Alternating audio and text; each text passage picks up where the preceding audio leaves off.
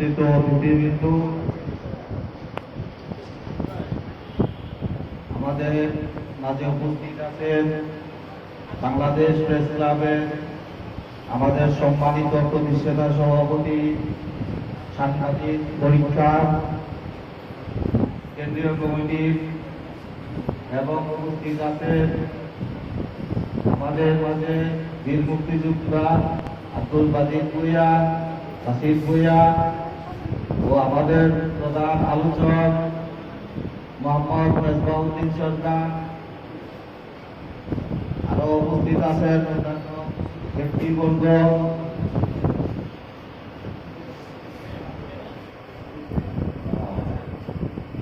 PhD থেকে আছে আবুল বাশার সাহেব। আমি বীর মুক্তিযোদ্ধা অ্যাডভোকেট আব্দুল বাসির ভূঁইয়া, সাবেক সিএস ক্যাডার সার্ভিস কর্মকর্তা। আমি 9 সালে রিটায়ারমেন্টে গিয়েছি। রিটায়ারমেন্টে যাওয়ার পরে এখন আমি হাইকোর্টে ওকালতি করি এবং আমি মানিকগঞ্জের সন্তান। মানিকগঞ্জ আমার জন্মভূমি এবং একজন মুক্তিযোদ্ধা হিসাবে আমার যতটুকু দায়িত্ব কর্তব্য ছিল 71 সালে সেটা আমি করতে পেরেছি বলে নিজেকে ধন্য মনে করছি। তবে আমি নিজেকে আরো বেশি ধন্য মনে করছি এই জন্য যে বাংলাদেশ প্রেস ক্লাব এবং এই বাংলাদেশ প্রেস ক্লাবে যিনি প্রতিষ্ঠাতা সভাপতি, উনি আমাকে চয়েস করেছেন, আমাকে মনোনীত করেছেন ওনার এই বাংলাদেশ প্রেস ক্লাবে একজন লিগ্যাল অ্যাডভাইজার হিসাবে কাজ করার জন্য, এবং এই জন্য নিজেকে খুবই শক্তিশালী মনে করছি এবং আমি নিজে গর্ববোধ করছি। কাজে সাংবাদিকদের দেশের উন্নয়নের জন্য সাংবাদিকদের যে সমস্ত ব্যবস্থা, যে সমস্ত তাদেরকে কাজকর্ম করতে হবে, সেই কাজকর্মের অধিকার তাদের কতটুকু আছে সেই ব্যাপারে আমি একটু অবহিত করব। এবং অবহিত করার আগে আমি বলবো যে আমি বিশ্বের বিভিন্ন দেশে যাওয়ার আমার সৌভাগ্য হয়েছে।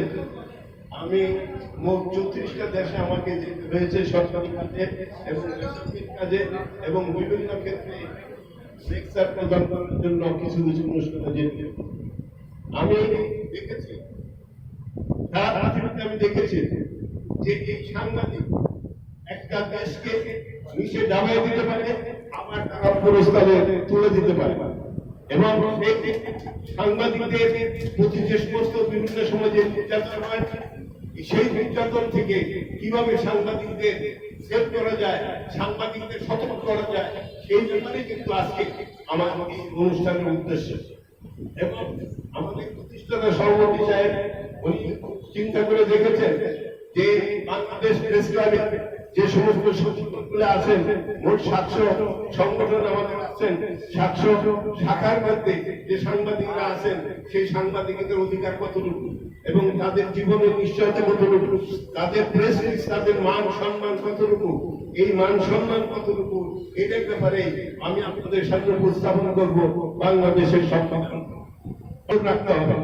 এবং আপনারা জানেন আল্লাহ পাকের শেষ মেহেরবানি যে আল্লাহ পাক যখন এই দুনিয়াতে কুরআন নাযিল করলেন, তখন সেই কুরআন নাযিল করার সময় যে কুরআন 23 বছর ধরে যে কুরআন নাযিল হলো, সেই কুরআন নাযিল করার জন্য আল্লাহ পাক জিবরাইল আলাইহিস সালামকে মনোনীত করেন।